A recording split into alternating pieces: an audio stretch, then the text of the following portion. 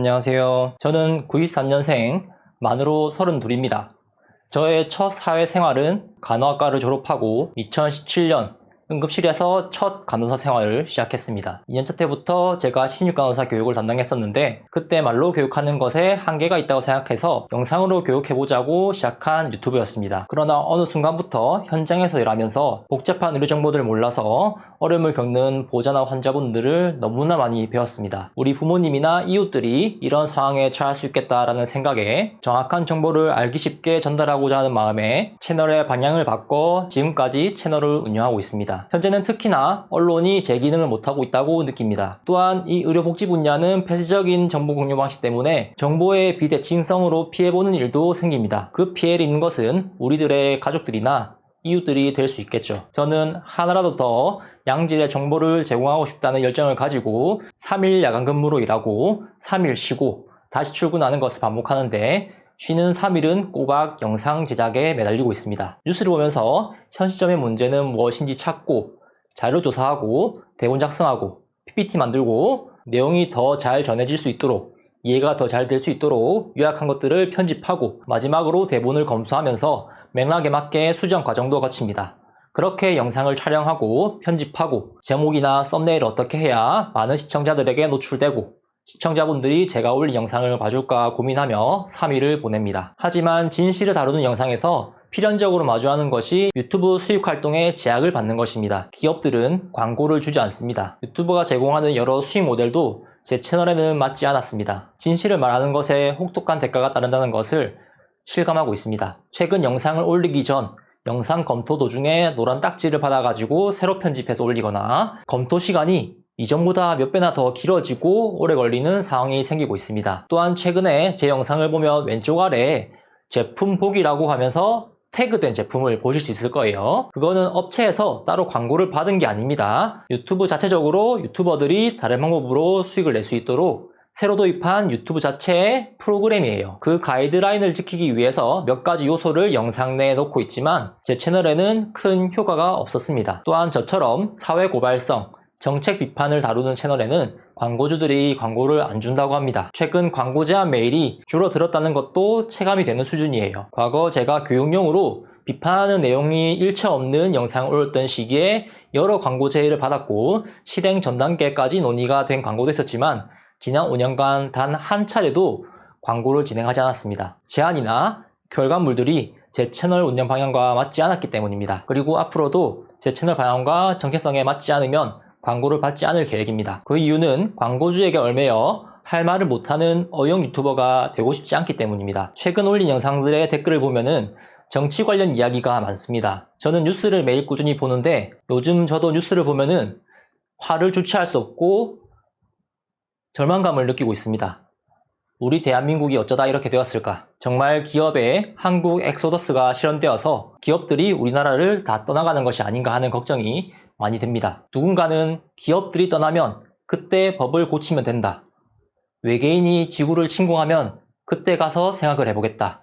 라고 말을 합니다. 의료 현장에서 예방이 가장 중요하듯 국가정책 역시 문제가 터진 뒤에 수습하는 것이 아니라 문제가 생기지 않도록 미리 막는 것이 최선입니다. 그리고 최악의 상황을 상정하고 그에 맞는 대응책을 미리 생각하는 것이 상식적일 것입니다. 의료에선 질병이 예방되지 않으면 그 다음 단계에 어떤 치료를 해야 되는지 모두 대책이 마련되어 있어요. 하지만 지금 우리 사회는 마치 사람이 쓰러지고 난 뒤에 구급차를 바로 불러야 함에도 부를지 말지 고민하는 것처럼 질병이 발생했을 때 어떤 치료를 해야 하는지 대책조차 없으며 너무나도 안일하게 대처하고 있다는 생각에 큰 위기감을 느낍니다. 마치 사람이 죽으면 심폐소생술로 살리면 되지 않냐 라는 소리와 다를 바 없다고 생각합니다. 과연 그들이 심폐소생술로 사람이 살아날 확률이 얼마나 낮은지 알기라도 할까요? 그렇게 기업들의 법인세부터 대기업에 고용된 근로자, 아웃소싱하던 중소기업들에서 일하던 근로자들까지 일자리를 잃게 되면서 근로자들이 내던 세금이 사라지면 어떤 일이 생길까요? 의료 현장에서 일하는 저에게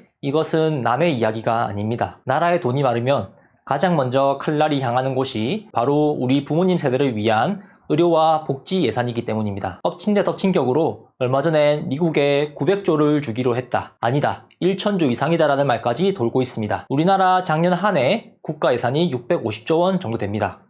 한국과의 1년 반 예산이 날아가는 겁니다. 그 돈을 미국에 투자했다라고 말하려면 우리나라가 실질적으로 얻는 게 있어야 할 텐데 그 투자로 우리나라가 얻는 게 무엇인지, 우리나라 국민들의 생계가 나아지고 일자리가 더 생기는 것인지 의문입니다. 그런 관점에서 볼 때 일방적으로 내주고 왔고 그것을 과연 투자라고 부를 수 있는지 의문입니다. 정치 유튜버가 아니라면 유튜버가 정치 관련 이야기는 정말 조심히 한다고 생각합니다. 정치색이 드러나는 순간 채널의 정체성을 잃고 정치 채널로 변질되어 버리고 다루는 주제가 정치와 관련이 없음에도 특정 정치 세력과 연관 지으며 제가 전달하고자 하는 내용들이 왜곡되고 신뢰도가 떨어지는 여러 문제들이 생길 거라는 걱정이 들기 때문입니다. 그렇지만 저는 의료복지 정책을 다루고 있는 만큼 정치에 조금이라도 발을 내딛고 있고 어느 순간 저도 모르는 사이에 정치색에 물들고 있을지 모른다는 걱정을 하며 그 부분에 대해선 경계하고 있습니다. 그러나 저는 중도라는 애매한 말 뒤에 숨고 싶지 않습니다. 저의 정체성을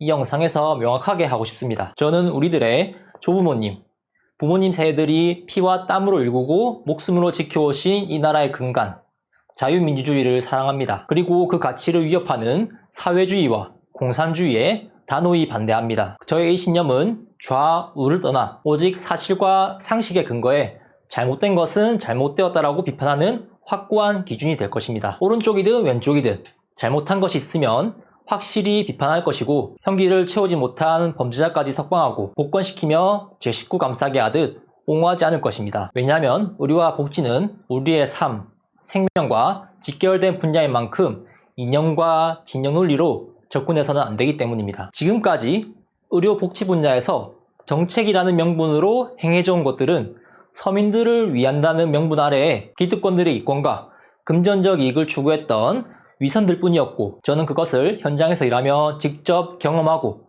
목격했고 여러 매체들을 통해 보고 들었습니다. 저는 앞으로도 꾸준히 일관성을 유지하며 여러분들에게 거짓 없이 진정성 있게 다가갈 것이고 잘못된 정보가 있다면 정정하고 또한 여러 정보들을 취합해서 저만의 차별화된 방식으로 상황을 추론하고 미래를 예측할 수 있는 전문성을 꾸준히 길러내고 싶습니다. 이 문제는 결코 좌우를 따질 문제가 아닙니다. 그 이유는 앞서 설명드린 것과 함께 그런 정책들을 낸 발의자를 보면은 좌우 합작인 것들이 적잖게 있습니다.